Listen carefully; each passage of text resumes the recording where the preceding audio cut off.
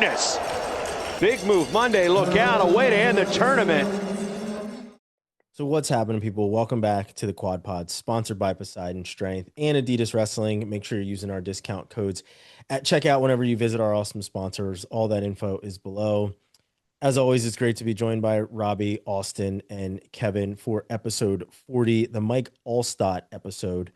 And we are literally going to barrel through, just like Mike Allstott through a lot of these topics. And it's going to be a lot of fun today because Robbie decided to put out our entire agenda on Twitter, so everyone should already know what we're going to talk about. It also made it really easy for our brainstorm. So shout out to Robbie, honestly, for going through all of that. But it was an amazing week of wrestling. We're going to get to each one of those topics and then a couple others as well, and put, I guess, a bit of a spin on these things too. We're not going to hit, I guess, the wrestling on all these things. We're going to talk about some of these other storylines that happen during these duels. We'll also go conference by conference, talk about the biggest duels and matches that happen in some of our respective conferences as well. But before we jump in, we always do the weigh in. And on this show, we make weight. A little foreshadowing there for a topic to come later. And my shout out is going to be to my godson. So my godson, Carlton, he's just in, I believe, his first or second year of wrestling. And for Christmas, he got me this quarter zip. It was him and his dad, Andrew Drake, his mom, Maggie, and his sister, Sloan, got me this quarter zip. And it is honestly a team I never thought I would wear because it was one of the rivals that we had when I was in high school, and I could not stand them. But now, as he rocks the Northwestern and wrestles for their team, I will support my godson. So shout out to them. Really appreciate it. And looking forward to seeing him grow and develop. We've gotten already some pretty funny videos and some pretty good videos of him wrestling and attempting to pin guys. And best part about the last video that I got was him on top trying to run a half. And I call him my brother, Andrew Drake, was screaming different things to him, and he decided to let the kid up and take him back down again because he couldn't turn him, and just completely disregarded what was being said to him on top. So gotta love it. Already disobedient and doing his own thing out on the mat. So shout out to them. Robbie, on to you. In the theme of foreshadowing, I want to give a shout out to my guys at Roanoke, Coach Yetzer, Coach Rosenbaum, and Coach Girardi. Huge weekend for them. In only their fifth year of their program, they just went and knocked off number one and number two to win the national duels this weekend at NWCA Duals. So hell of an effort by them. The duels were fantastic. The team is wrestling incredibly well, and it's been awesome to see them build the program, and I know how much work they put into it, and they've done a hell of a job so far. So real fun to watch them do that. Nice. Austin. I got a quick double shout out here, maybe a triple shout out. Shout out to Brian Hazard and Jason Bryant. Reason being, I was at the FNM Open, kind of doing some emceeing over the loudspeaker, and those guys, I feel like they nail every name pronunciation. There are some crazy last names out there that are pronounced differently than how they're spelled. So those guys are unbelievable what they do. Props to those guys. But another shout out is just kind of the FNM guys. Like I said, I had a great open on Friday. Was there all day. Saw some good wrestling. They put on a good show. You know, it's a big weekend for them. They bring alumni in. And it's a big money raiser for them, big fundraiser. And they do a really good job. 14 mats, and I think I was out of there by 5:30. Started at 10 o'clock, so it ran pretty smooth. A lot of guys hit the match limit, which is pretty standard at that open. It's a pretty big event. So just want to give that event and those guys a shout out.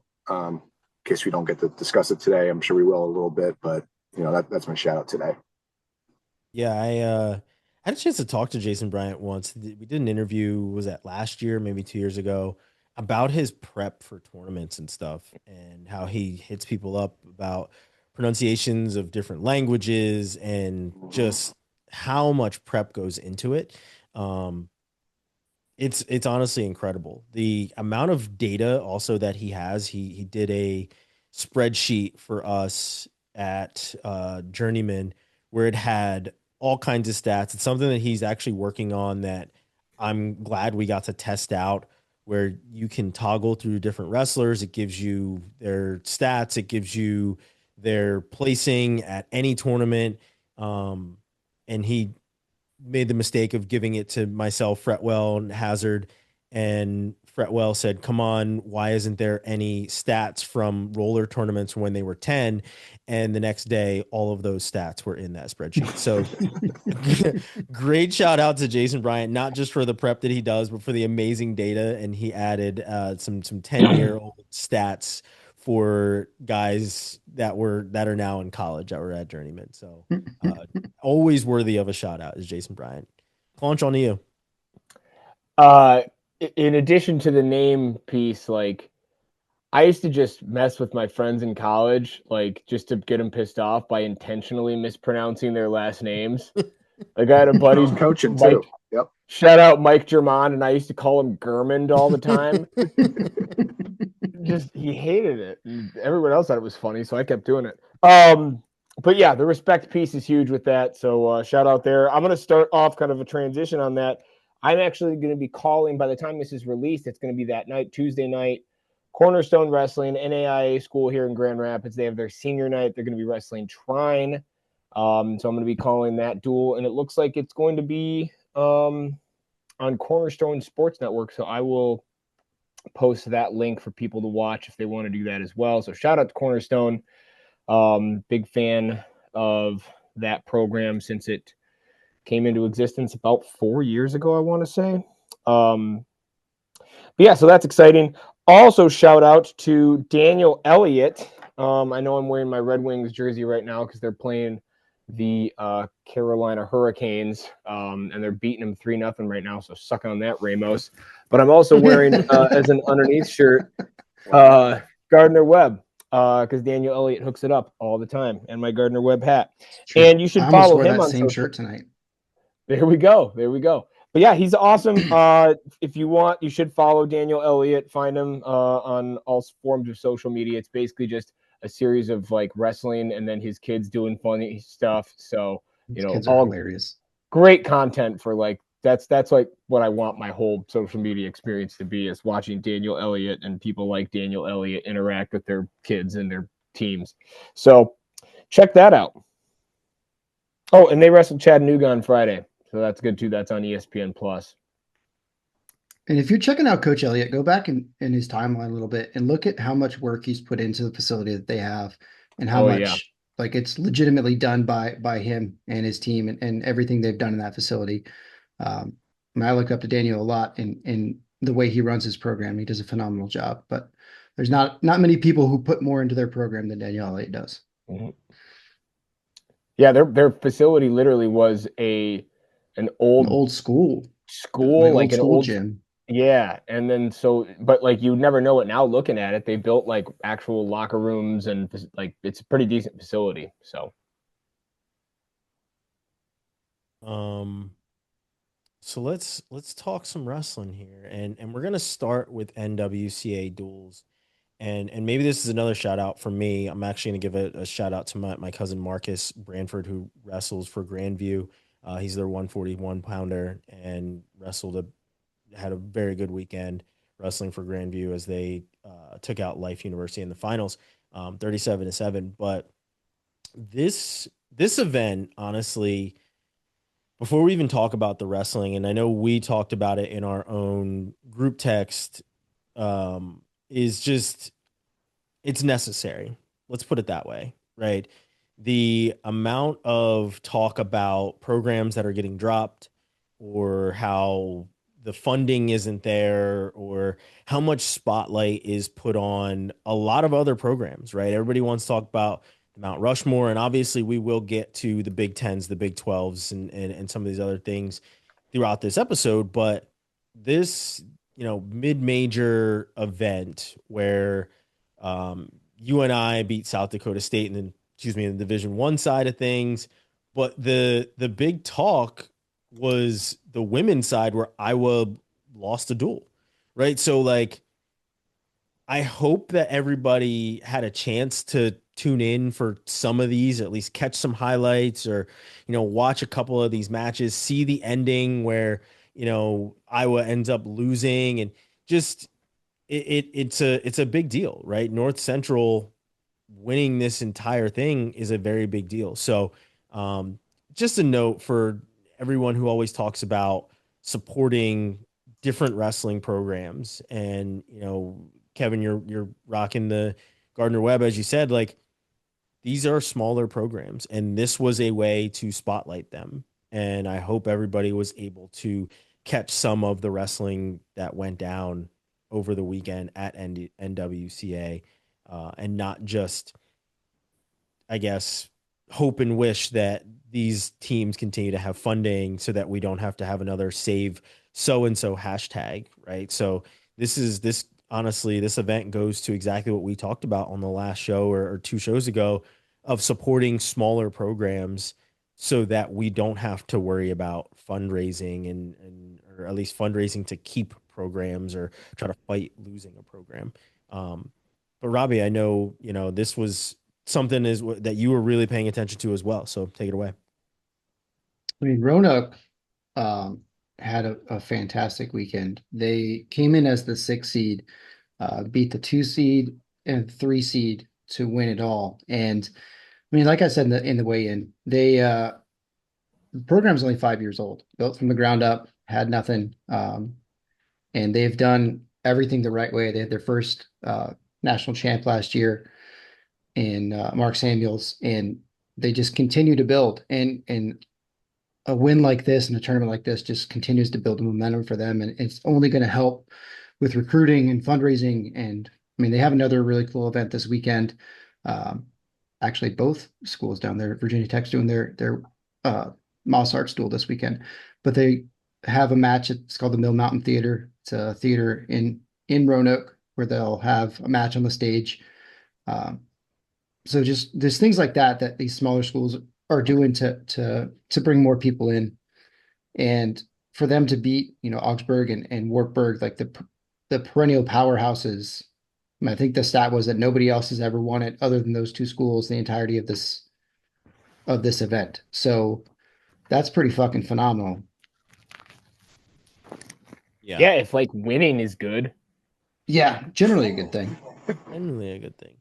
Yeah, no, I mean, I joke, but like, it's huge. It's huge, right? And again, like, we talk all the time here and over the years just about how much fun dual meets are in the first place, right? Like, the better team doesn't always win.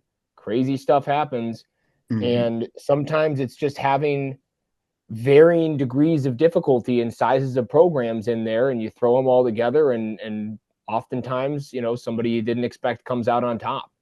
And it's kind of what makes this sport exciting, because just the way that the dual scores are put together, like 2 upsets can completely flip a duel. So this event is awesome for that reason.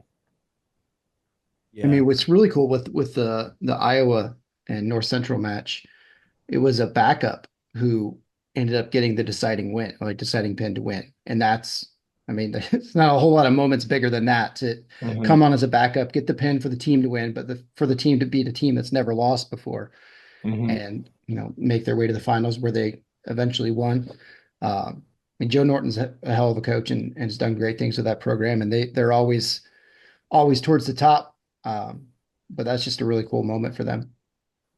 Yeah, and seeing the video, the excitement in the video of getting the fall and seeing how excited they were in the semifinal, right? Like, and then to go on to win and beat McKendree 21-18, right? Like, just such huge moments, and that's why we talk about how much dual meets matter, and that's why everybody was so excited for national duels, as well as why I mean, outside of getting to cover it and go and do commentary for it, like that's why I'm always excited about journeyman collegiate duels, because of the excitement and the way that these teams come together for dual meets, because you're not just doing it for yourself. It's not as selfish as people would think. So hell of an event, and everyone included in this event, I'm sure, wrestled super hard and came away with what they earned.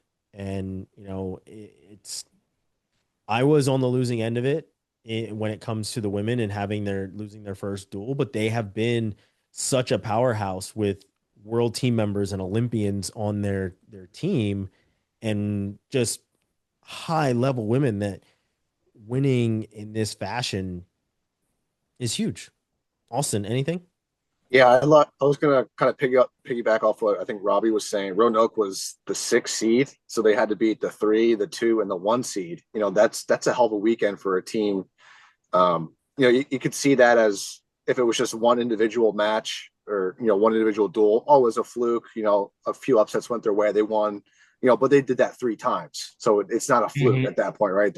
Those guys are cruising. They're wrestling really well.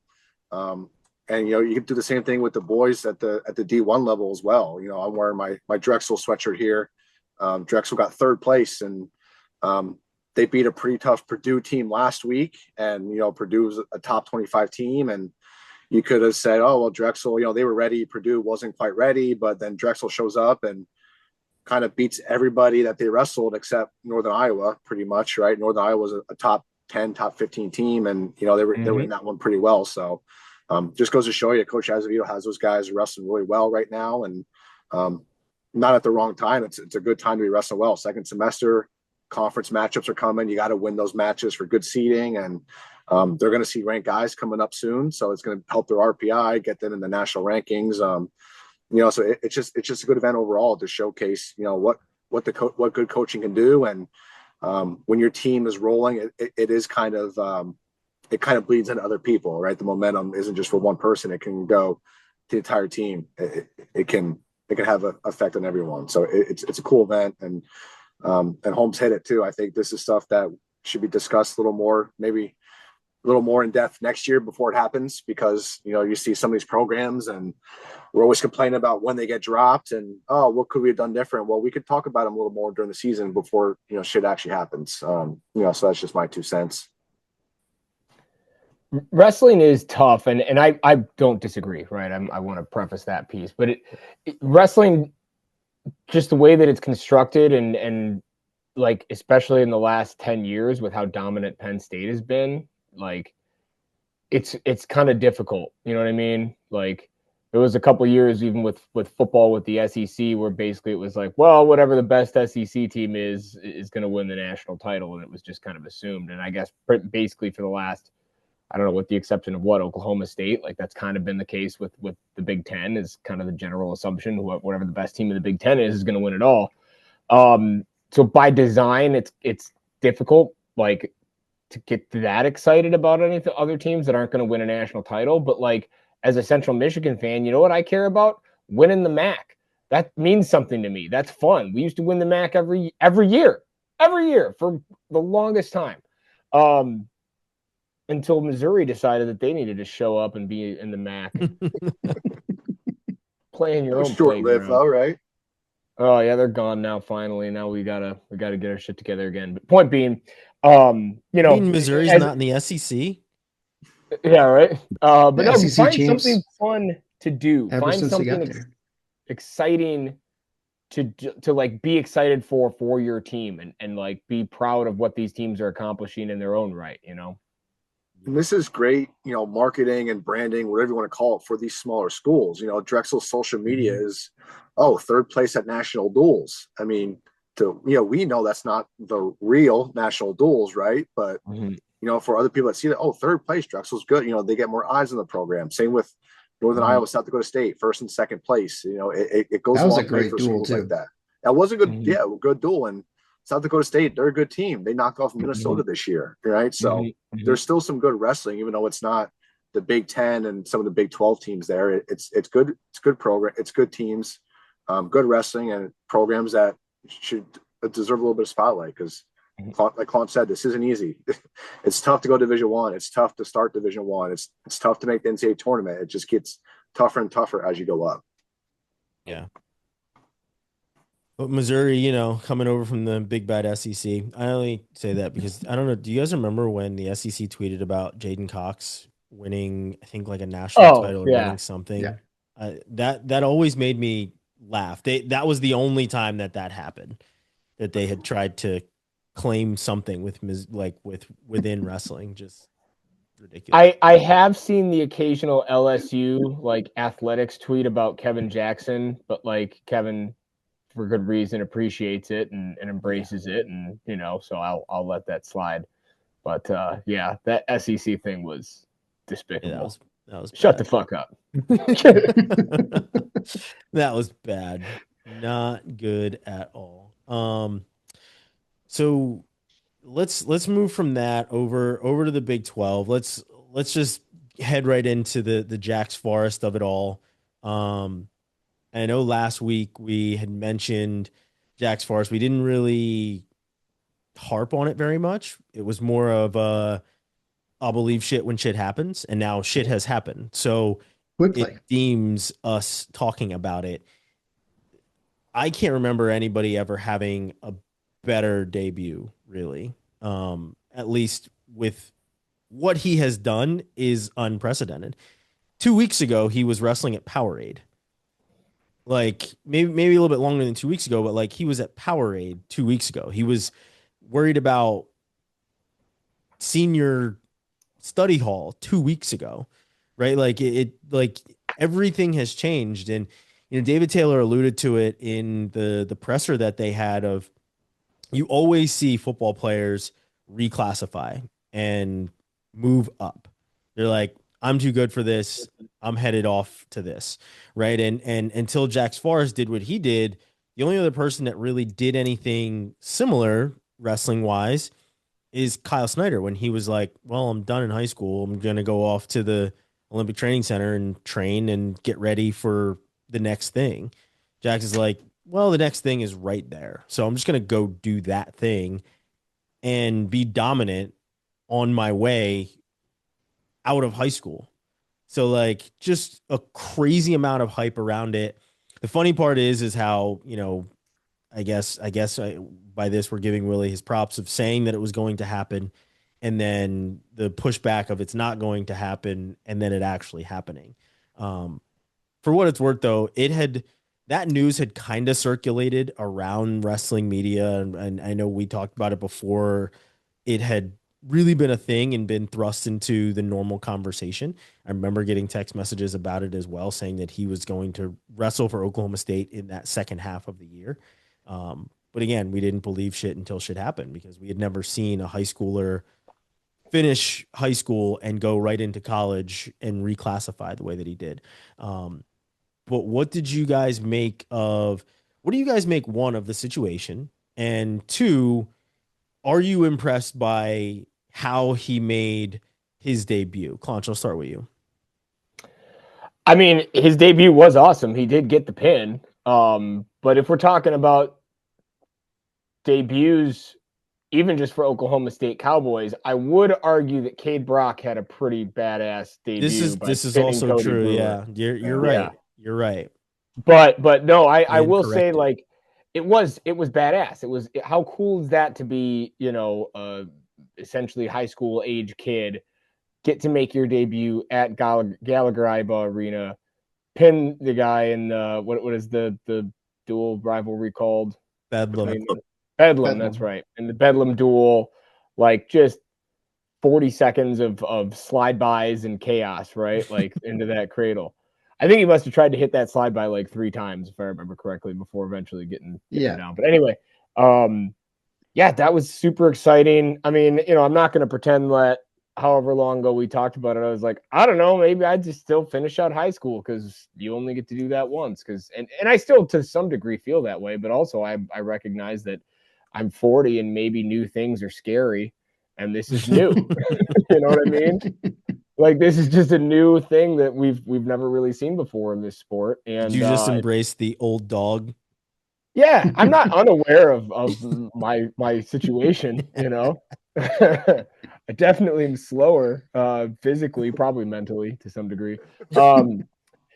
But no, I mean, like, it was really impressive. The kid's clearly ready as anyone has ever been to jump into a college wrestling scene. And if I was doing the math correctly, which I'm still not quite sure of, this could overlap pretty well for him to get a couple good college wrestling seasons underneath his belt and be pretty well prepared for the 2028 Olympics. About that, Robbie. I mean, it was impressive. It seemed like he was a little antsy getting out there in front of 10,000 people, but he settled in really quick. Those first couple slide bys were a little spastic, and then as soon as he actually hit it, he was like kind of right back in the groove. And that it was, I mean, it's damn impressive to pin somebody in under a minute. Wasn't the best opponent for him to start against, but I mean, that's a great way to kick off your career for sure. Probably actually was the best opponent. Yeah, to I start mean, off with. yeah, that's fair. It's like an early round of a tournament, so Yep. you got that.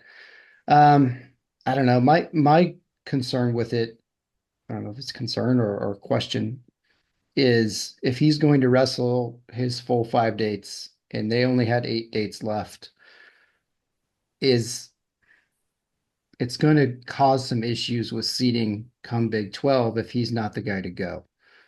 Because then you're missing out all your Big 12 dates with whoever your starter would be for the postseason at 133. So you're potentially affecting RPI, you're affecting seeding for the Big 12 tournament. And I mean, not for nothing, you're getting Jax Forrest for 5 dates, and that's fantastic.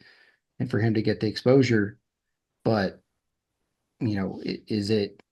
I don't know. It's just it's a novel situation that we haven't seen before, and it's gonna have some different impacts, and that's one to consider when you're considering the postseason. If he's not the guy, then you're impacting the guy who is going to go. I don't think they would bring him in here if he wasn't the guy. You think you're bringing him in to potentially redshirt him this year? I don't think they are, but that's the way way David presented it. Yes. Was that he's going to get his his 5 dates. 5 dates. So Before I he don't gets think his 6th date, because that's how that would be my voting guess. works. I mean, I don't think it makes any sense for him to do, half a redshirt season. And that's what my argument was to begin with. Like, if you're going to redshirt, it doesn't make any damn sense to come for a half a year, get 5 matches, and then that's it. If you're going to redshirt, take your entire year, get all your duels, all your tournaments, and go from there. But I think he'll be going to the postseason, but I don't know. We shall see. Yeah. Austin? Yeah, what do you do with Ramirez then? You redshirt him this year.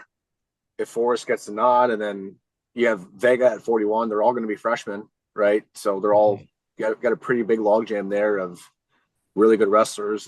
Is someone going to go 49 eventually? Maybe. Yeah, I don't know what that looks like in the future, but Jax is obviously one of those guys where I don't think his ultimate goal is NCAA titles, right? It's probably more like world and Olympic titles.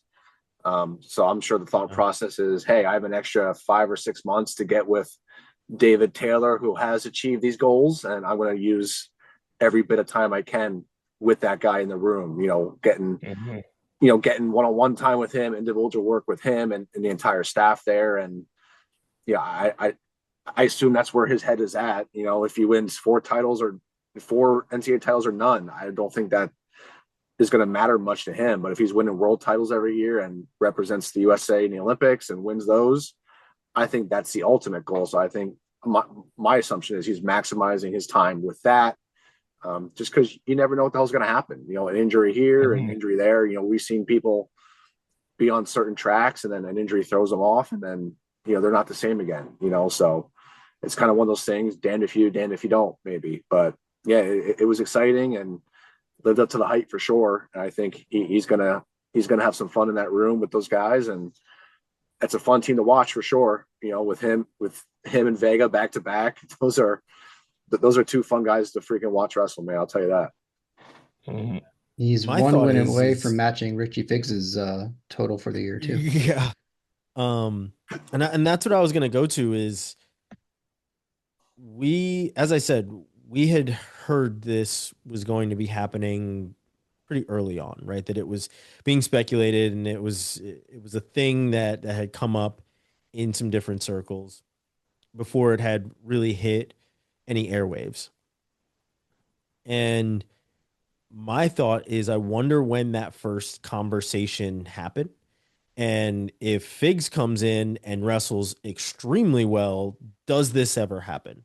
Right. I mean, obviously, it's a pretty rhetorical question, because if you have Figs there and he is wrestling the national championship level, you don't even look at Jax at all to finish high school early and come in there. But now he has, because of them banking on Richie Figs to actually be their 33 pounder. And in actuality, he's nowhere close to a 33 pounder. He's a 25 pounder. He's a lifer 25 pounder. It's just what it is. And even attempting to put him in at 33, he may weigh 133 pounds, but it ain't hard to do that when you are a 125, but he is not big enough for it. So like, that's just the interesting part for me is one, when did those conversations happen? And why is it that they opted to bring Jax in? And especially when they did have a guy behind Figs, like we talked about that before, where was it Rivera was wrestling very well. And Ramirez wrestling very well. Like, I mean, 6-3, and his losses are to Van D, West Virginia kid, and Ayala. So not bad losses. yeah. So it's just interesting for the move that they made. We'll see if Jax is the guy there, but I think I agree with Claunch. Like, with this many dates left, to say that you're going to give him his 5 dates and that's it, you know, he's got to be the guy there. So we'll certainly see. If especially since they reclassified him up, right? Like, he could still be homeschooling and training in Stillwater at the RTC if that was just the goal, but he's literally enrolled at Oklahoma State. So that it means, like, why would you do that if you didn't plan on using him this year? He could be, like I said, he could be at the RTC just training every day, not worrying about school. He didn't come. You know what? No, he didn't come to play school. He came to wrestle, right? No, maybe that killed my point. I was going to say maybe he was just really excited about getting his degree. Yeah, there we go.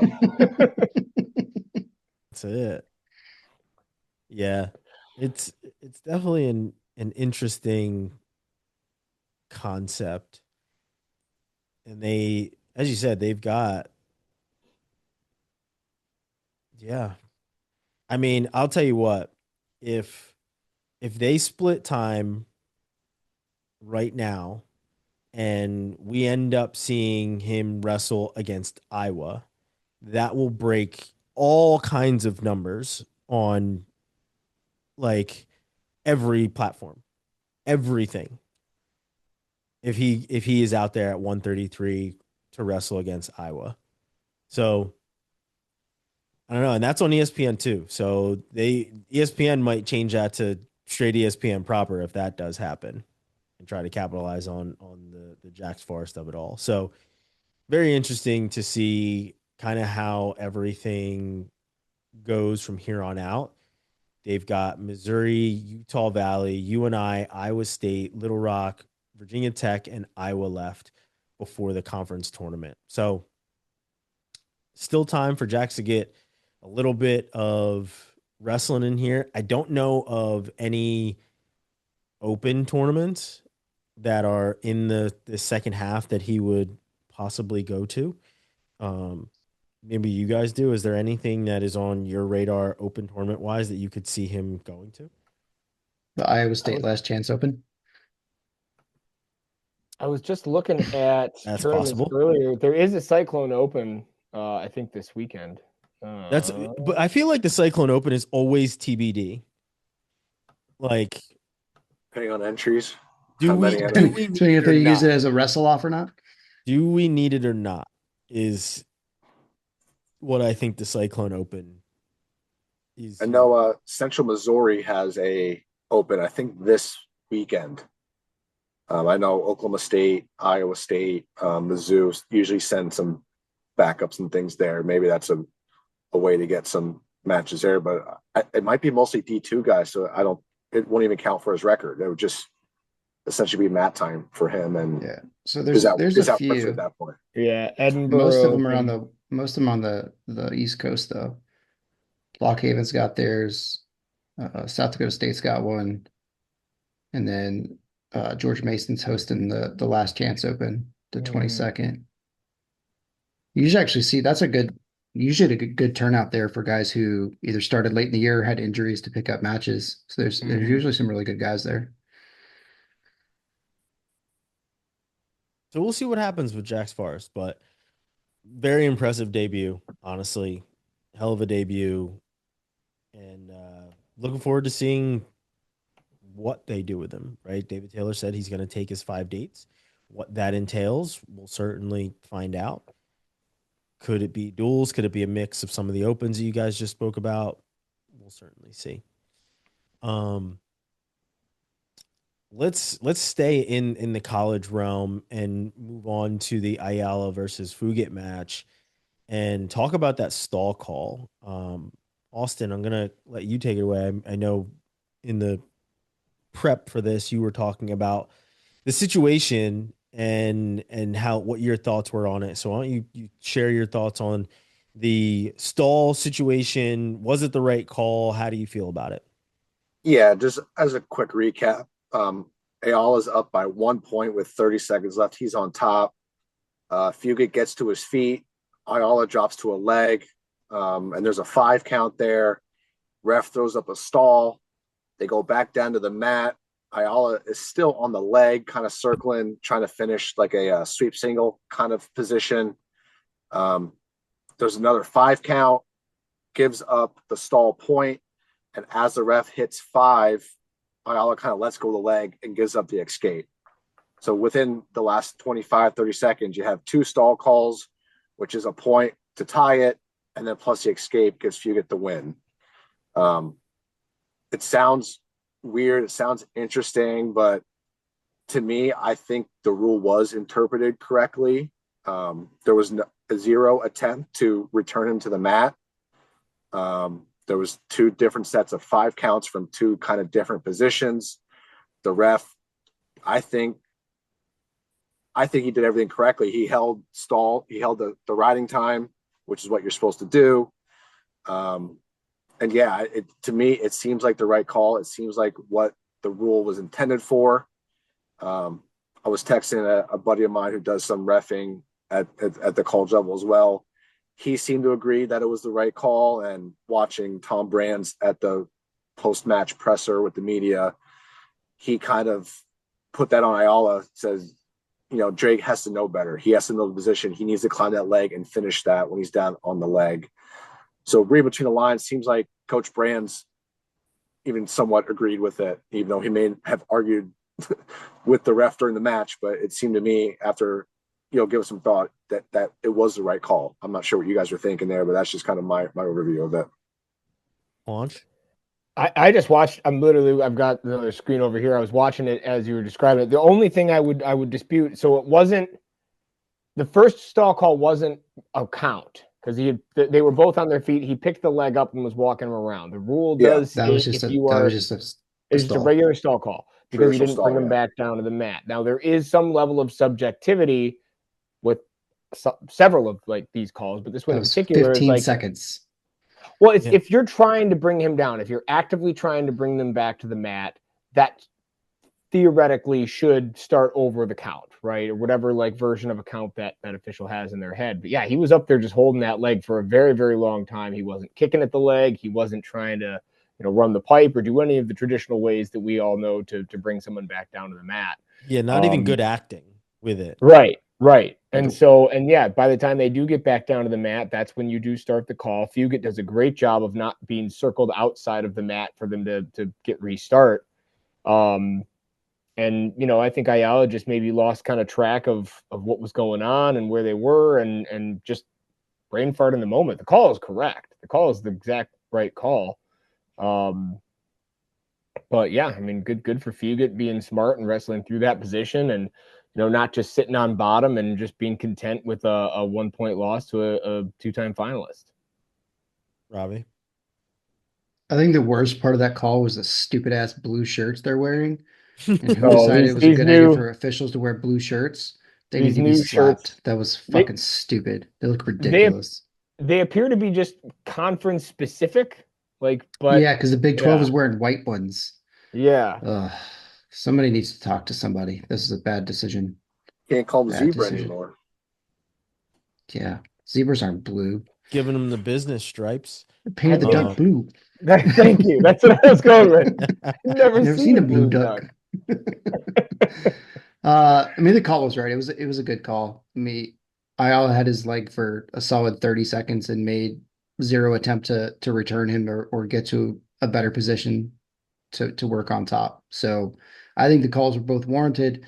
I think my biggest thing is I would expect better awareness from a two-time NCAA finalist, and it seemed kind of like a brain fart in the moment, or maybe he didn't hear the first stall call and thought that he still had one in his pocket. I don't know what his thought processes was, but didn't seem to be thinking much about, doing the right thing, getting it back to the mat. I mean, one good mat return, for Shane Sparks would have won that match for him. Yeah, that's the only thing that I was thinking too, is just the awareness of Ayala was very poor in this situation. And who knows? I mean, Carver gets very loud. Maybe he can't hear the count. Maybe he can't hear ref instructions or brands or whatever else, but just maybe very his shirt bad. was too loud. Yeah, the shirt was too loud. Maybe, but it was just not good awareness on his part. That, Robbie, you're exactly right, that you would expect better from him. So, Fugitt did wrestle a very good match, though. He, I think he gets the first takedown of the bout, and wrestled very well. Mm-hmm. But just that sequence, it was definitely officiated properly. I think mostly just Iowa fans are the ones that are upset with that sequence, but they'd never be irrational. Yeah, no, we're just Iowa haters, guys. Just admit it. Yeah, exactly. We just can't stand Iowa, honestly. Well, that's really what it is. That's clip that.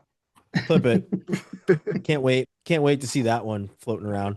But no, the situation was called correctly. They did the ref did the right thing. I'm pretty sure he explained it as well, and it is surprising to see Brand say that he not in so many words, but that he was on the same page and agreed with the way the sequence went. Sorry, guys, I had to turn around real quick and turn the heater on in my room. It's cold in the basement here. Are we done talking shit about Iowa, or are we going to keep doing that?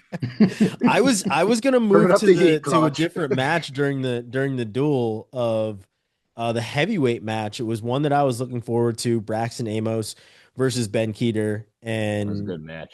Keeter gets the 4-1 sudden victory win and moved very well in that final sequence to get to the leg against Amos. And I feel like, Braxton is a full-size heavyweight these days. Yeah. Full size. And I haven't talked to him in a good bit, but he definitely made sure that he wasn't going to have the same sort of injuries when it came to his shoulders ever again. Just put on the muscle mass, put on some good weight, really moved into this heavyweight division. And he's wrestled a couple of these guys very close. Bastida, I think, was a 1-point match. We're going sudden victory here with Keeter. I think he's had a couple others that were very close as well. So, your hope is that he's learning from these situations and that he's able to take them into the postseason. But what did you guys think of the Keeter versus Amos match? Robbie, I'll start with you. I think I was more impressed with Keeter than I was expecting to be. He's kind of been quietly really good this year, coming back off of surgery. We weren't sure where he was going to be. And Amos has kind of been on the upward trajectory and wrestling really well. And, I think Keeter handled a full size, like you said, a full size heavyweight, handled him really well. And we expected a close match, and that's what we got. But I liked to see how well Keeter seemed to be moving against a bigger guy. Yeah. There, I said something nice about Iowa. Clip it. Austin, your thoughts on the match? Yeah, that was a good match. You kind of expected a one takedown match, whether that's overtime or not. But yeah, I thought Amos, he's looking good this year. Keeter getting that win, I think, was good for him. Just like you said, getting off that surgery. But overall, just on the year, I feel like Wisconsin's been better than what maybe you were expecting this year. Last year, they took some lumps. Yeah, sure, Iowa had a few backups in. Iowa, yeah, they had a few backups in. Wisconsin, I think they're wrestling pretty well this year. Maybe a little more in the up and up than what we were expecting, which is good. You know, you don't want to see a team like that kind of start going in a downward trajectory. I think they're starting to come up again. So, you know, good stuff for Coach Bono and Reeder there in Wisconsin. Yeah. They also had Zargo that got the win over Block and sudden victory. Yeah, that was a good win for him. Yeah. Kevin, your thoughts on heavyweight or any other match in this dual meet? So just to pull the curtain back, I've got it on the other screen. I've been kind of casually paying attention to what's been going on this entire time. It was an awesome duel. Wisconsin getting out to a big lead early on. I mean, again, good for them. And you know, they've had some success. It seems like it's always been like one or two guys in their lineup, and they hadn't been able to put it together for, you know, with this coaching staff with much consistency. But really happy for them. You know, Nicola Rivera is a fun, exciting wrestler. Obviously, we've talked about Fugitt. You love to see Amos after all those injuries. He must have moved out of his apartment next to the power plant. He's healthy now. But no, and you know, that match in particular had a lot of exciting action. It was not one of those boring push them around sort of like overtime matches. Like, guys were getting after it. There was a big scramble near the end of the third, I think, where, you know, they're both like a fingernail away from collecting the takedown. But yeah, really, really exciting match. And you know, you love to see some good competition and teams like Wisconsin be able to put something together and have something to be really excited for. Really happy for Reeder and Bono. Yeah. And Cassiope for that matter too. Yeah. Oh, yeah, Cassiope's there. Forgot about that. I think that he's working with Braxton a good bit. I need his weight loss plan. He definitely trimmed the baby fat. Looks good. Now, if you're gonna get a weight loss plan, you need to call Ty Walls. That's the man that you need. No, because his pants are too small. Ty. I was waiting for it. I kind of said it just for that. Just to see again. I love that guy. I want to stay doing a little bit of conference competition and stay with you, Claunch. In the Big Ten, were there any other dual meets, matches, things that took you by surprise or that you were paying attention to over the last week? I mean, I got home Friday night from coaching wrestling and immediately threw on the Michigan State duel, and my God, that was a paddling. Do you expect anything different? I mean, I didn't expect that, really. I don't know why. You know what? Here, hold on a second. Bear with me, because I still don't know the guy's name at 165 pounds who beat DJ Shannon. Justin Gates. Yeah. And yeah, this is a bummer. Evidently Gilcher might be done for the season. Like, that's really a bummer. So I hope he can get like a injury red shirt or something like that. I heard this from different parties, so I didn't hear it directly from Michigan. So if I'm wrong, I apologize. I don't mean to spread rumors, but that's what I heard. Which would be a real bummer because he was having a really good year. He beat Nico Ruiz obviously earlier this year and was, you know, looking pretty good for having his first time really in the lineup. But yeah, Gates kicked ass. Catrabone with another pin. Back-to-back tech falls for Mantanona is like they really showed up ready to go. And it looks like they're wrestling, I believe, Illinois this Sunday, so that should be a good one. Check to see if I did miss. Oh, and then I watched Wisconsin. Speaking of them, I watched Wisconsin and Maryland, and Wisconsin got the win there. They're consistent. They're wrestling really, really well, and you did get to see Branson John, 197 from Maryland, got a win there. So good for him too. But yeah, as far as Maryland goes, I just want those guys to get healthy and back in the lineup and consistent. Their studs were largely not competing. So Northwestern kind of beat them up pretty good. I thought that was shocking. Yeah. No slight to Northwestern, obviously. I just thought Maryland, like you said, there looks like their starters were out, so maybe explains a little bit more there. Yeah, I don't even know in that one. I just know in Wisconsin they didn't have Braxton Brown, they didn't have Jackson Smith. I don't believe they had I'm blanking Dario Lemus. Like they didn't have most of their dudes. Yeah. The other dual meet that I was looking at in the Big Ten was Minnesota, Illinois. I mean, certainly not the most. I Know, did Wasn't as exciting. competitive as we expected. Yeah, like Yeah. it definitely thought that there was going to be more competition in it. It was pretty lopsided. But you know, Max McAnally doing what he does, he led off. They started at 84. Lucas Bird gets a win for Illinois.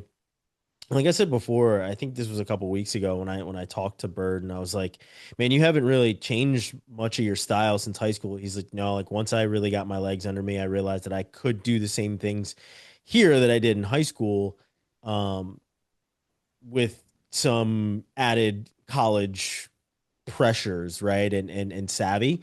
But he actually, it seems, I mean, he opened up a bit. I mean, 7-1 isn't the craziest thing, right? But for Lucas Bird, who hasn't been the most offensive guy, him scoring 7 points is kind of a lot right now. For somebody who just looks like they're coasting through the season and unpanicked and, you know, unfazed, and this tough match or this close match doesn't make a difference as long as he gets his hand raised. So, yeah, good all around, a good dual meet, but as you said, Robbie, not a lot of competition. But Robbie, it was scary at 57 when Cannon Webster Yeah. got hit in the head and essentially was knocked unconscious, but walking around. That was Nuts. Yeah. Yeah. Hopefully I he heals up. didn't like watching that. It's pretty crazy to see kind of how things like that work. When you said that, I had to like look it up, and I was like, he's like a zombie. Yeah.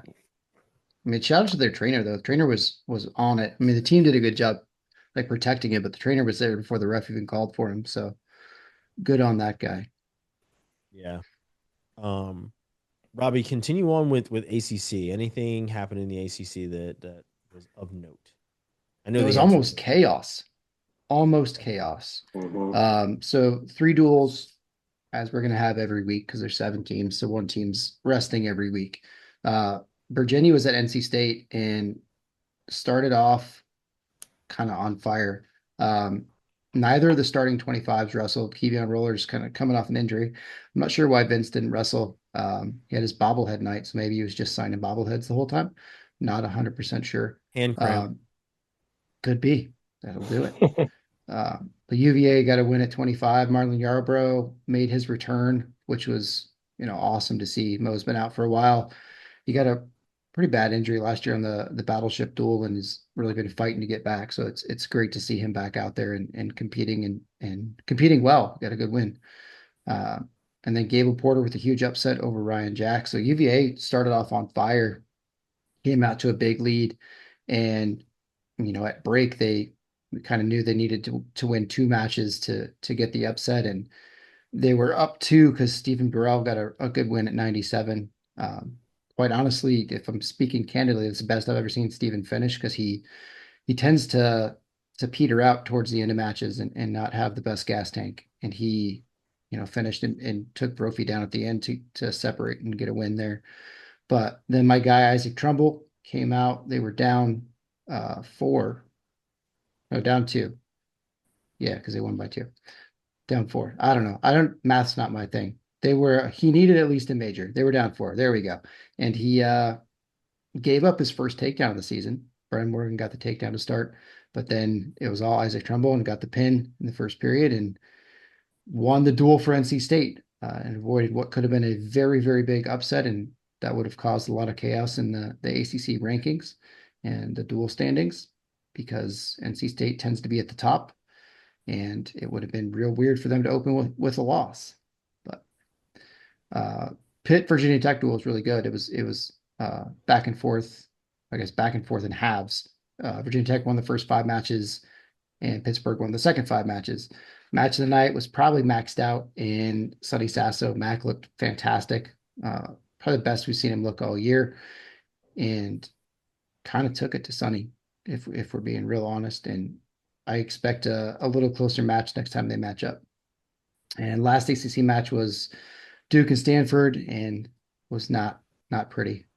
Duke won 3 matches. Dylan Ross has been wrestling really well, had a good scuffle. Same with Aiden Wallace and Carter Barkett, but that was the only three wins that they got.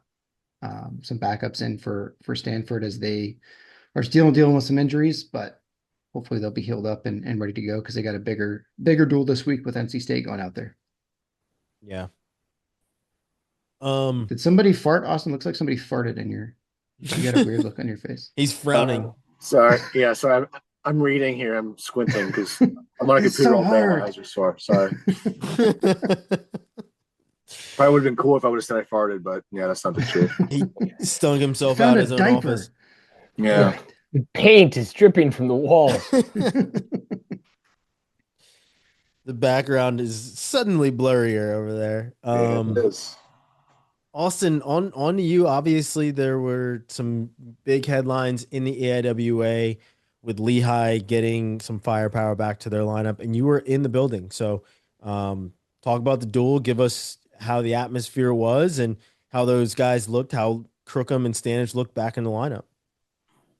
Yeah, it was really, really good to be there. You can kind of feel the anticipation in the air when you walk in. You know, if you've never been at the Snake Pit at Grace Hall, I recommend going there. Really, really cool environment. Everyone's just kind of, it's like one of those old school arenas, gyms. Everyone's kind of on top of you, looking down, and really tight space, but they cram a bunch of people in there. Really exciting. But yeah, they started at 133.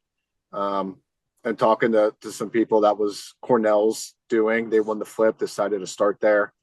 And maybe not necessary to get Crookham and Stanich right off the scale, but, you know, first match back for Crookham, I think his last duel was November of 2024. So, you know, over a year ago.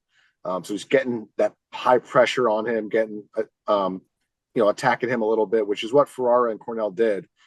Ferrara looked pretty good, getting on Crookham's legs a bunch of times, but Crookham can hop over legs, scramble, and just make his knees bend backwards and then forward and backward. It's unbelievable what he does. But yeah, he looked really good. He had another win on Sunday over Max Lee, who's had a hell of a season, another ranked win for him. So he's off to a good start.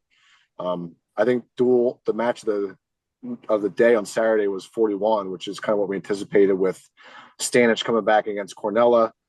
Cornella snuck a quick takedown in the first period, which made Stanich kind of come back from behind and kind of willed his way to a go behind in the third period late with maybe 10 seconds left to get that win. And that place erupted for that guy. I mean, that guy came up, Stanich came up, gave one of those, you know, celebrations, and I never heard arena so loud like that. It was my ears were ringing. It was incredible to be there. But yeah, Lehigh ended up winning that match. I think 20-17, something like that. They won 6 of the 10 bouts. You know, good turnout for them, and that's a great rivalry. Those teams are always, seems like the home team always wins those matches, whether they're favored or not. You know, it's a good rivalry there. We touched on Drexel before, third at the mid-major duels. Had a hell of a weekend. They beat up Ohio. They beat Bloomsburg, Cal State Bakersfield, and then Northern Illinois. So they had a good weekend as well. But yeah, I mean, I think I definitely want to talk about Kyler Larkin moving up to 57. I think that would be a good way to go on that. And just the way he did that, went about it.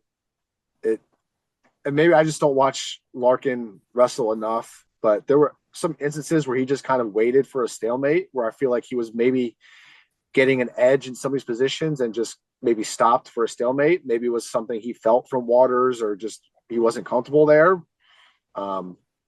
But yeah, I'm not sure if that's just how he wrestles or how he is, but it seemed like he maybe could have scored another takedown or two, in my opinion there. It looks like he was kind of the aggressor there, moving forward on Waters, and Waters didn't really have much of an answer, to be honest with you.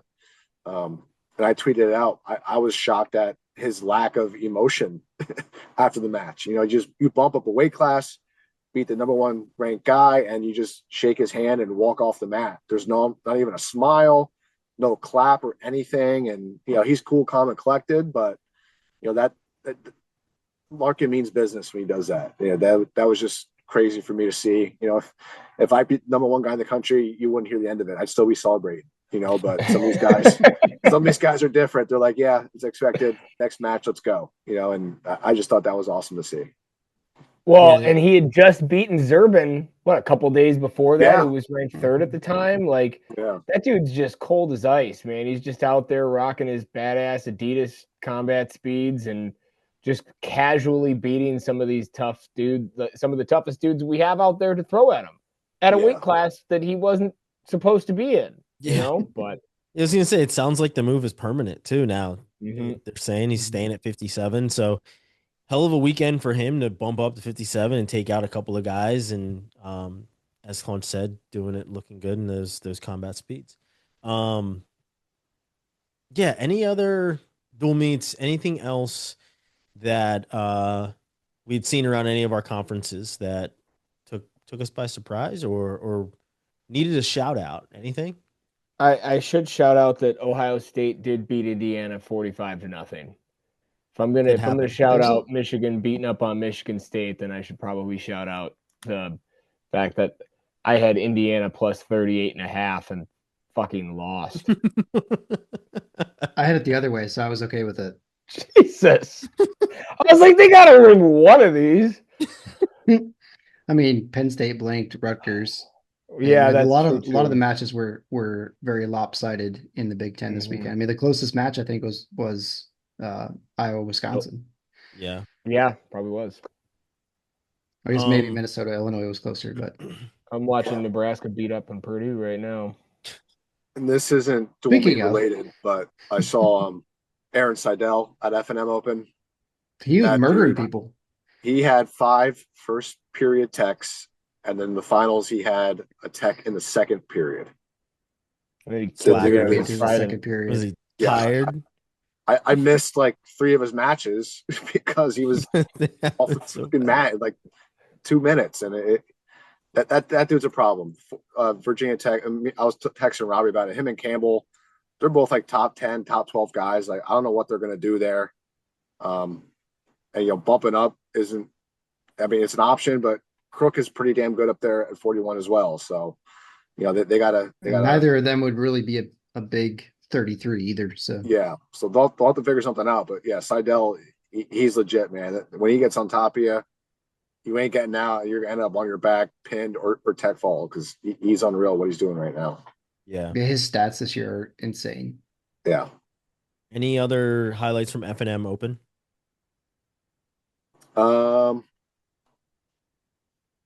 James Conway from F&M won it at 184, which is kind of expected. He gave up the first takedown in like 3 of his matches, though, which is a little concerning to me. He ended up tech falling these guys, but come postseason, I was talking to Borgia about it too. That's something that they're working on. Don't give up that first takedown, because it's not going to be as easy to take down these All-American type guys. Yeah, put you in a hole. Ryan Burton ended up winning at 165. Robbie, you saw that. Needed to take down late to win. But yeah, Duncan Sin from Lock Haven.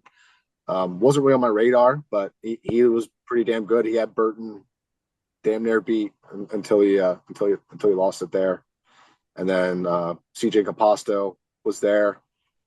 Penn was at Northern Colorado, but CJ stayed back, got some matches just for missing the first semester. He needs that. And I was impressed with Kai Owen of Columbia. Had a bunch of pins, a few techs, and he pinned DJ McGee from George Mason in the finals. Talk about being good on top. That Kai Owen dude, he's good on top. He was a qualifier at 41, I think 2 years ago. Yeah. Took a year off last year. Now he's up to 57. Still tall and lanky, but filled out a little more. And yeah, he looked pretty good this weekend as well. I was gonna say, I was like, was he even at 133 at some point? Like, I remember he was just a little, yeah. And then I saw 157, and I was like, that's crazy. Yeah, good to know he's still kicking ass. Yeah. So good wrestler overall. Was Ryan Burton wrestling attached or unattached? Unattached. Interesting. And Gorman He's got at second. 1, 2. Gorman had a nice win over one of the Elijah Cortez in the semis there. So Burton has been kind of back and forth with Mac Church for the starting spot at 65. So he wrestled attached to the Southeast Open, attached to the National Duals, attached to the Keystone Classic. I think he was unattached at Midlands and then unattached at F&M. If he was unattached at both, then he's got 2 dates left if he wants to preserve his red shirt. So that will be something to watch. Mm-hmm. Yeah, 33 and 65 are going to be very interesting to see how it plays out for Virginia Tech this year. Very, very real possibility of some movement there. So Nebraska was mentioned, and I mean, the stupidity has crossed state lines as it has in the past, but it's done it again. I don't know. Ferrari is arrested again and out on bond and pulled over for speeding and just all the dumb things. But you guys were asking the right questions before we came on here of is he able to stay at Nebraska? Does he wrestle again this season? What happens? Claunch, what are you thinking? Do we see Ferrari again, or have we seen the last of him? And is maybe Ayala gets his red shirt pulled because of this? I'm debating where. No, yep, we're gonna do this. Let me hold on. Seatbelt is on. We're good. So is Ferrari wearing his seatbelt? If we've learned anything in the last several months, it's just to ignore it and send him out there and have him wrestle, and hopefully he'll win some matches and everything will be fine. And we won't have to talk about it. And no one will ask him about it, and it'll be great. And the fewer matches he wrestles, the fewer questions there are. Exactly. Picking up what you were putting down. I think that it's very disappointing for a variety of reasons. Now, the reality is, like, if this wasn't that guy, if it wasn't AJ Ferrari, he didn't have the history that he has as far as allegations and concerning behavior and things like that.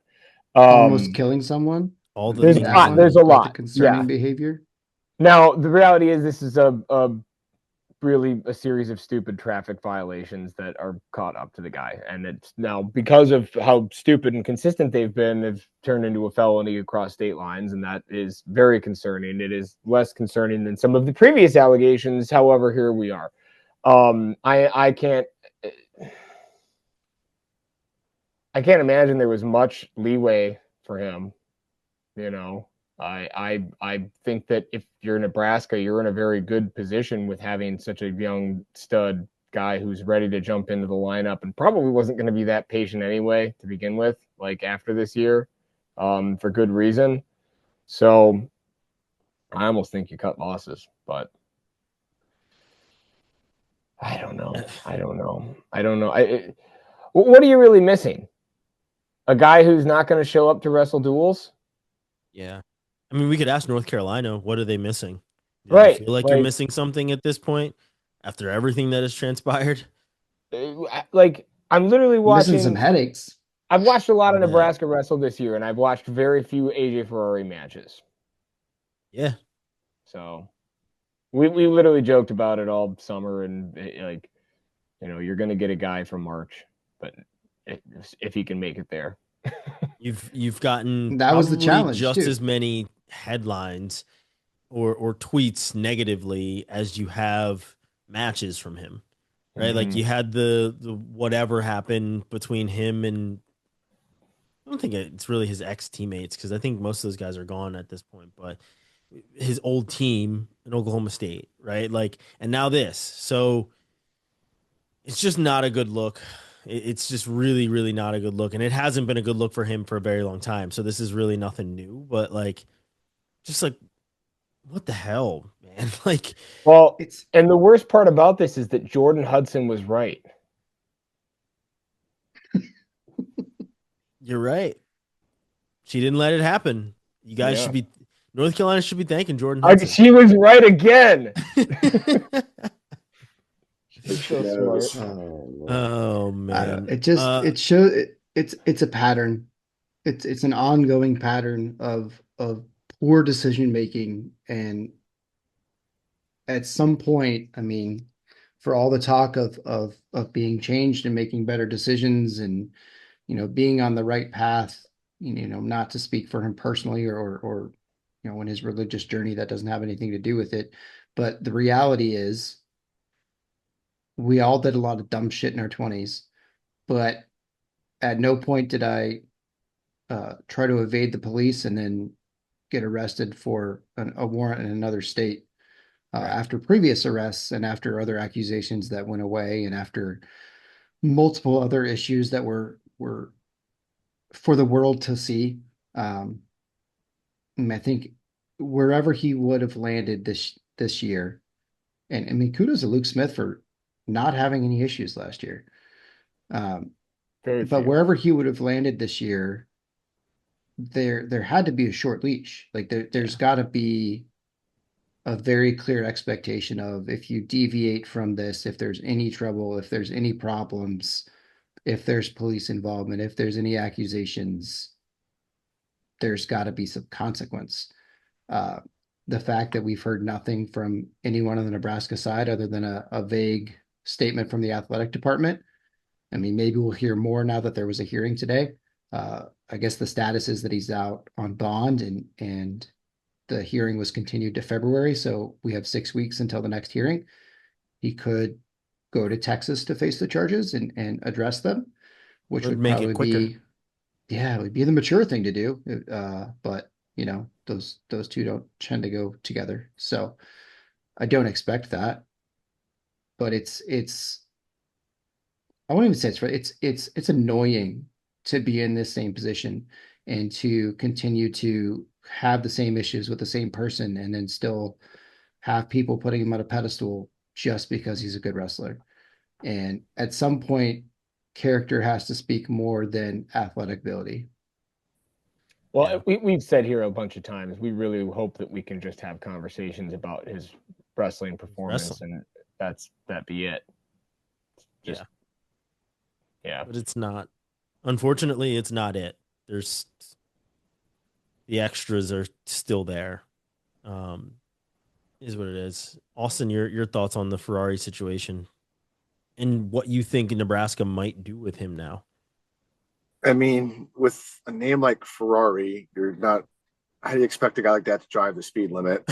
Like, can we change your name to Hyundai or something? Maybe that'll help. But no, but seriously, it's AJ Daewoo. There we go. That's what we need. That's what. Let's put that in. Let's get that going. Just even if something were to, if this ends up being nothing, he gets a lawyer and doesn't get in trouble for anything. It's just another example of trouble seems to just follow him. Yeah. And whether it's his fault or not, he gets in trouble for it. This doesn't happen to everybody. It seems to be an AJ Ferrari issue, and I think that's the sad part. It's like, okay, he kept getting away with it in the past, and maybe that's the problem, because he wasn't held accountable for this stuff. And if you're not going to hold accountable, you keep getting away with shit, you're going to keep doing this kind of stuff, right? So I think Nebraska, I think you need to almost cut ties with them, save face, and you got a good backup in there, you got a good plan B. I think you got to go with it and cut it loose. And I mean, this is a whole nother topic, but what about any NIL deals he has? Think how much money did Steven sake not having him there?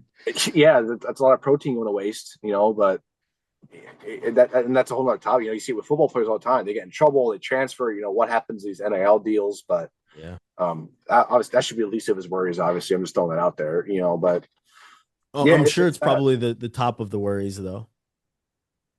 Yeah, I'm sure it is. I mean, one of his NIL deals was a truck. So, I mean, does that come with stipulations? That's a good idea. That's a good point. Yeah. It's all just ridiculous. And speaking of ridiculous, there were some weight issues at RAF, gentlemen. Couple of guys did not make weight. Jo was one of them. Yoel Romero was another. They originally said that Stephen Buchanan had missed weight, but he actually didn't. Like, just so many things. And with Romero missing weight, Bo Nickal did not wrestle him and didn't wrestle Downey as well. I guess they had offered up wrestle Downey, and he said no. So, what do you guys make of Bo's decision? Austin, I'm going to come to you first. Do you think he made the right decision in one, refusing to wrestle a guy that was overweight, and then two, turning down the match with Downey as a consolation prize? I don't know. I'm torn on it. Part of me thinks, oh, well, we both signed a contract. I held up mine of the deal. You didn't. Why should I go ahead and wrestle you, even though you're 7 pounds heavier, which exactly where I'm at. Doesn't seem like a lot, but it kind of is. You know, anyone that's wrestled with anyone in a wrestling room that's more than 5 pounds heavier, there's a little bit of advantage there. Especially a guy like Bo Nickal, who's still in the UFC. You know, it might not be worth the risk if he's just kind of wrestling and not really trying to be a UFC world champion, and there's not a whole lot else going on besides RAF for him. Maybe he wrestles, you know, but I think there's other things at play here, and not wrestling Downey. I mean, that seems like an easy win in my mind, but again, it's not really what he signed up for. So I guess easy paycheck. I see that as well too. So I'm kind of would damage the brand though if he lost there. Yeah, really that's the thing too. Yeah, he has a brand to protect, and kind of looks. I'll say he kind of looks like to MMA people, he probably looks like a pussy for not accepting the match, right? But a lot of these MMA people, they don't really know what that entails, and wrestling, it's a little different. Wrestlers make weight and then they wrestle. That's what we do.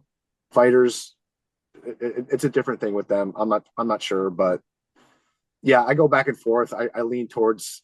I think you made the correct thing. You know, we have agreement. You didn't hold up your end. I don't have to waste my time. Robbie, your thoughts? I don't know. It's a weird situation. I mean, I think oftentimes we see more issues with weight, with people missing weight in MMA. And quite often, if that is the case, they lose part of their purse. If the other person agrees to still fight them at that weight, they get that portion of the purse. Mm-hmm. I don't know what kind of money they're paying in RAF or how many of that works, but I would think that there should be some punishment for payment if you don't make weight. I mean, that should be part of the stipulation. Like, that's the contract. You said you're going to weigh this, then weigh this, or don't get paid.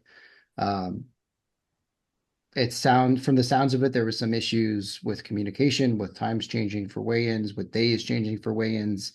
So in that situation, I think I would give a little bit more leeway because of the, potential changes and how that would affect a weight cut.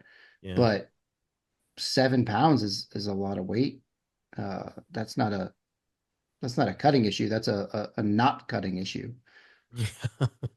But at the same time, if you are, while optimally you would want him to make weight, I think you're also wrestling a 50-year-old Cuban 50-year-old. Should be able to handle him. Even though Yoel Romero does look like he's still like in his 30s. He's very spry for sure. But you have an opportunity to wrestle and beat an MMA legend, an Olympic medalist. I mean, take half the purse and wrestle him. I think that was the simplest solution. Yeah. But Claunch, final say. I had to look up because I was like, man, these dudes did make fun of him, right? Yeah, Colby Covington and Luke Rockhold made fun of Bo Nickal, and I love that. That makes me so happy. Like, go fucking wrestle, dude. What the fuck? We're already there. Just do it. Like, who cares? It's not You're worried affecting about a anything. 50-year-old man? Come on. Get out there and do it. And then, yeah, just I don't know. That's you're there. What else are you gonna do? Not do it? Do you have any idea how bad that looks? For me, I feel like he made the right decision in not wrestling. I do, because, and I'll be honest, like Bo has said things that I'm like, man, that's just super cringe or whatever else. So like, I won't say that I'm like the biggest Bo Nickal fan. I'm not a Bo hater either, but like, yeah, from the UFC side, I feel like the personality that has come out as he's become a fighter hasn't been. I mean, maybe it is the same guy that was in wrestling, but for me, I'm like, man, I liked the old Bo better. Yeah, it just doesn't seem real to me. But I like Bo. Every time I've talked to him, not an issue. Like his dad as well, great. But I do think that he made the right decision in not wrestling Romero, regardless of age or whatever else, because I was the one abiding by the rules. I made weight. I was here. I made weight. Because here's the thing, right? Like, say your son misses weight by 7 pounds. Are you going to try to get him to still wrestle? Like, he's gonna run home. He's out. He's out. That's what I'm saying. Like, here's the other thing, I guess, where the bigger issue lies to me, right? Independent of the wrestler, because like Romero was not the only guy who didn't make weight, right? Correct. This was a rampant thing, it seems like, with this. And to touch on what you said too, Robbie, maybe there was some miscommunication about weigh-in times or dates or whatever. That seems to be a consistent story that is out there, right? So that's a problem. That needs to be communicated better. It needs to be understood on the front end by everybody. And there needs, has anybody heard anybody say, like, here's what definitively the punishment was for these people missing weight, these several people who were supposed to be ready to go? No. Nope. And that's outside of like not being able, like Jo not being able to win the belt, or Bo Nickal not wrestling. Like that was really it. I still watched him dance out there like he did something special. You wrestled a guy who made weight when you didn't make weight, and then like you beat him. Like you literally won nothing. Yeah, you won the match.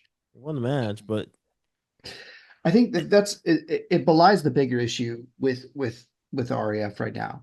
Do you want to be taken seriously as a league? Do you want to be this legitimate pro option? You have to operate as professionals. You can't move weigh-in dates. You have to communicate things. To the people competing, but also to the public. Like, people are paying to watch this. They should be informed of what the fuck is happening. Like, when you have three of your major matches miss weight, that's a big issue. That doesn't happen in this sport. Like, it's a rarity when we have a big person miss weight, and it's usually on the second or third day of a tournament. It's not a one-time event. People don't miss weight for duels. So if you want to be the professional league, then you need to act more professionally. And this is something we've said, already. The communication from RAF has been atrocious. The marketing has not been great. Like, these are things that need to be improved if you're going to be the professional option.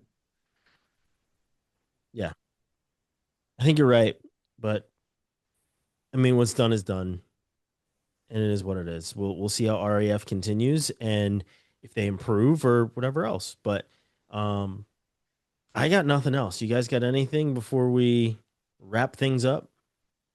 Ken Shamrock on the next card. I mean, I'm sure he's old enough. Walker sold separately, so yeah, why not? Ken Shamrock. Ken Shamrock versus Dan Severn. I'm gonna make a prediction. So it's RAF card at some point. I believe that we get John Jones versus Daniel Cormier. They're already chirping. Cormier already brought it up. He's talking to Askren. I think we will get that match. I feel like I feel like they're going to be able to make that match happen. That is just my thought. If they do get it to happen, don't put it on the same night as Jax Forrest wrestling against Iowa. I will just say that right now, because I think that will also happen too. But I don't know. Those are my 2 cents. I think we will see John Jones wrestle Daniel Cormier in a wrestling match and headline it. And that'll be probably the last time that I'm hopeful that it's the last thing that they face each other in, even though I think there's like some reality show that they were both just on. So probably won't be Maybe they the can do jousting in their wheelchairs. last time that we see them. But yeah, I think we need to hide the sharp objects when those guys are around. But Is that is match what- even close if they wrestle? I don't think so. I think Cormier said that he murdered. trashes him. I would think so. I would assume Cormier so. says that he trashes him. So I don't know. We'll see. Who's to say? But I do think that it does happen. But nonetheless, that's everything for episode 40. So we appreciate everybody listening and watching the Mike Allstott episode. We appreciate our sponsors, Poseidon Strength, as well as Adidas Wrestling. Make sure you guys are utilizing our discount codes. And as always, make sure that you like, share, subscribe, comment, send us a DM, hit us up on Twitter, whatever it is, so that you do not miss any of our content. We will be back again on Thursday to discuss what we have coming up and what we really, really are looking forward to. So, as always, we appreciate you guys watching and listening, and we'll see you on Thursday. Peace.